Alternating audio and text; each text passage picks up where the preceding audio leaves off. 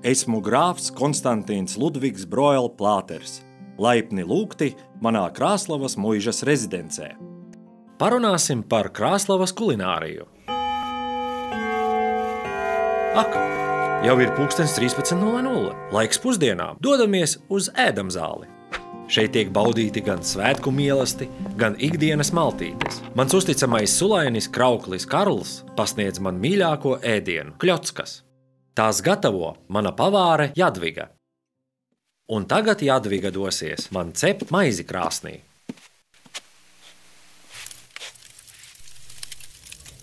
Katrā ģimenē maize tika uzskatīta gan par pārticības simbolu, gan par mājas un ģimenes svētību.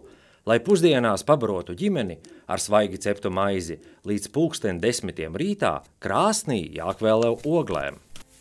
Tāpēc saimniece cēlās agri no rīta, lai iekurinātu krāsni. Kamēr viņa veica rīta sagatavošanās darbus, Mīkla turpināja briest no iepriekšējās nakts, gaidot cepšanas brīdi. Lai iejauktu Mīklu, saimniece gāja pēc ūdens un miltiem. Katrā mājā bija savas mazās dzirnaviņas, rokas dzirnakmeņi. Parasti miltus samala jau laicīgi, rupmaizei miltus mala no rudzu graudiem. Augusts, labības pļaušanas mēnesis un gada karstākais laiks. Strādāt saulē visu dienu šajā laikā, no rītausmas līdz rītausmai ir ārkārtīgi smags darbs, īpaši griežot ar sirpi. Tāpēc cilvēki kopš senatnes pļaujas laiku uzskata par saspringtu darba periodu. Galu galā tikai vienkārša lauku sieviete varēja izturēt šo darbu zem kvēlās saules. Rudzi tika sasieti kūļos. Kūlis – liels nogrieztu rudzu klēpis, kas sasiets ar jostiņu vērpeti. Pati vērpete arī veidota no rudziem. Rudzus 2 reizes aptina zem vārpām. Zem mezgla stiebri dalījās uz pusēm. Tie apjoza kūli un tika sasieti aizmugurē. Gatavos nogrieztos kūļus uz laiku salika statos. Vienu statu veidoja no 6 līdz 12 kūļi.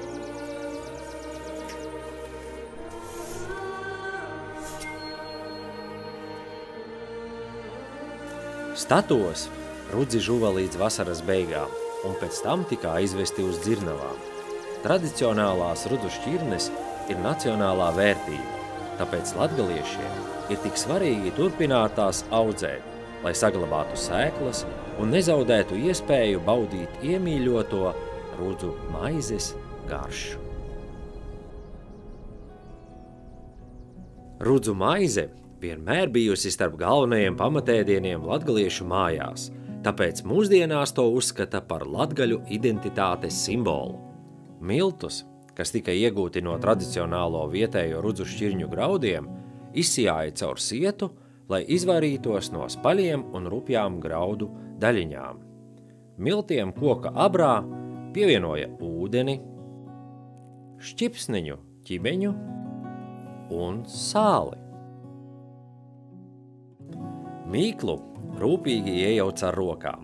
Tas bija apjomīgs darbs. Mīklas mīcīšanu saimniece sāka ar lūgšanu. Kad mīkla kļuva staipīga, abru ar mīklu apsedz ar dvieli un atstāja uz laiku, lai tā uzbriest.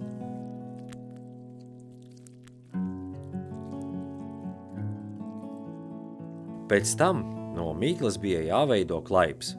Par pamatu tika izmantota koka lāpsta līze. To pārkaisīja ar miltiem, lai mīkla nepieliptu un viegli ieslīdētu cepeškrāsnī. Lizi izklāja ar kļavas lapām. Tas kalpoja par pamatni klaipam cepeškrāsnī un ļāva maizei saglabāt formu un tīrību. Pēc tam mīkla raudzējās kubulā un tika izlikta uz kļavas lapām. Saimniece samitrināja rokas, lai klaips būtu apaļš un gluds. Starp citu, maizes apaļai formai bija maģiska nozīme. Tā simbolizēja zemi, dāsni sniedzot pārtiku visiem darba ļaužiem. Pirms cepšanas saimniece ar pirkstiem vai plaukstas malu iespieda zīmi uz katra klaipa. Visbiežāk tas bija taisns krusts. Iespiežot zīmes, saimniece sacīja: pietiks ģimenei, pietiks bērniem, pietiks nabagiem, pietiks mums pašiem. Maizi uz līzes ielika krāsnī, kur blakus degošām oglēm cepa aptuveni 2 stundas. Maize ir gatava, un telpa piepildījās ar neatkārtojamu svaigās maizes aromātu. Neviena cita ēdiena pagatavošana, no mīklas mīcīšanas līdz maizes klaipa galdā likšanas, nav saistīts ar tik lielu daudzumu ticējumu un rituālu, jo latgaliešu virtuvē rudzu maize allaži ir bijusi prioritāte pār visiem citiem produktiem. Nevelti mūsu senči teica: maize ir visam pamatā. Bez maizes nebija iedomājama neviena maltīte. To lietoja kopā ar citiem ēdieniem sāta sajūtai, jo zemnieku darbs prasīja daudz spēka.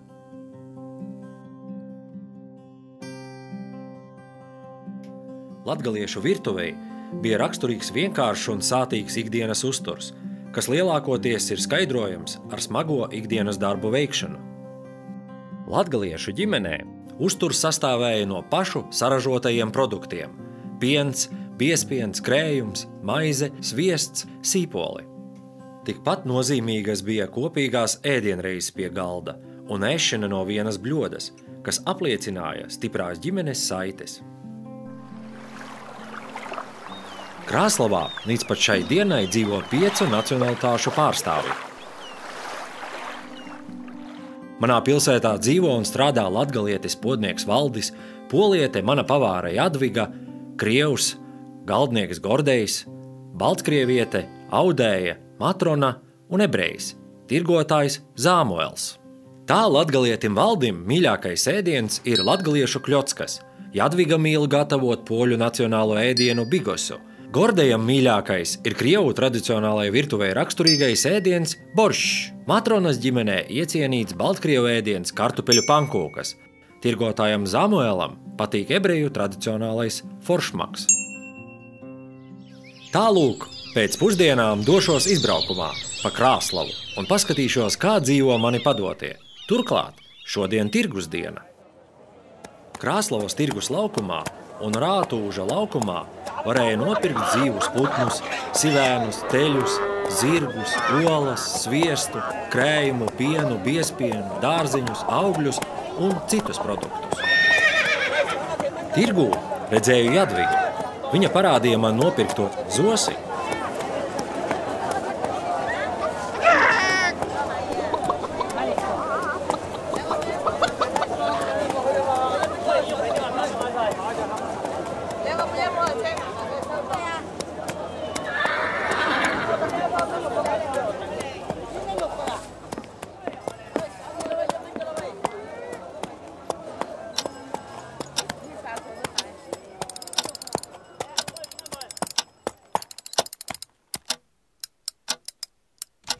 Ar 20. gadsimta sākumu mainījās cilvēku dzīvesveids.